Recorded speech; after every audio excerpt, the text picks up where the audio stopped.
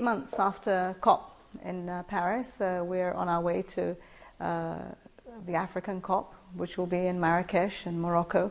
And so for us, that's very exciting. 2015 already produced the Sustainable Development Goals on Africa's watch, and we did incredibly well there by setting the agenda, and this very much a part of it.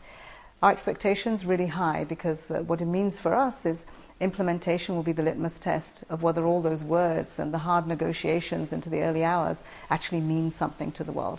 So signing the agreement, ratifying it, and really putting the financing, the resourcing, the commitments we made to adaptation, women at the center of things, becoming a reality. And which better place to do it than Marrakesh? So very exciting. What's Nigeria doing about this, and what role do we hope to play? Since we got back from COP in Nigeria, the first thing we did was actually to go out into the field and see what did this mean for us within the Sustainable Development Agenda.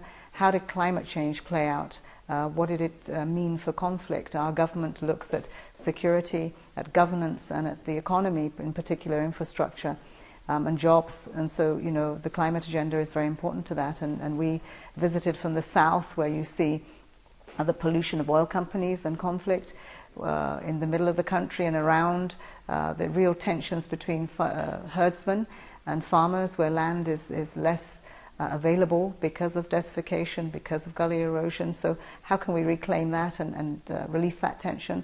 And then, of course, Boko Haram in the northeast, where, you know, we want to replenish Lake Chad, recharge that, and bring back the livelihoods that affect over 40 million people.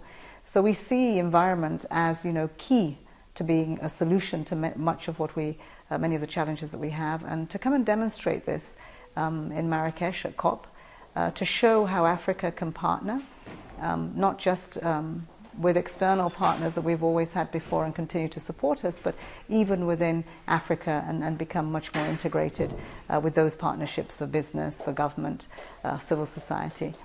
Nigeria's ambitions are quite high. We want to empower people, we want to take climate action, we want to protect the environment, and in each of those we do use an entry point as the NDC. It's ambitious. We've got what we want to do unconditionally, and we will do that. But to bend the curve, the conditional will be a big part of it, and that means, what are our partners willing to do? As we ratify this agreement, Africa, Nigeria, least responsible for the predicament that we're in today vis-a-vis climate change, and yet we carry the burden.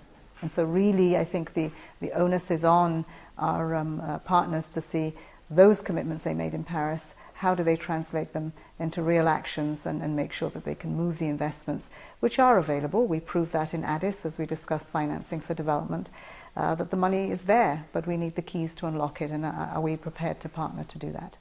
So Nigeria, ambition, yes. Come together with COP Africa, even better. It brings us to Morocco and Nigeria, and that is far more exciting for me, because I think that in the longer term we can see potentials, aspirations, ambitions realized through that partnership. We spent the last 2 days visiting what was an amazing project, the Mazen project, to solar power, seeing it at scale. Africa has been everyone's laboratory, and for the first time we can see Africans taking ownership on a renewable agenda, putting out to scale with Moroccan professionals, and I think that that's inspirational. So I take that back with me.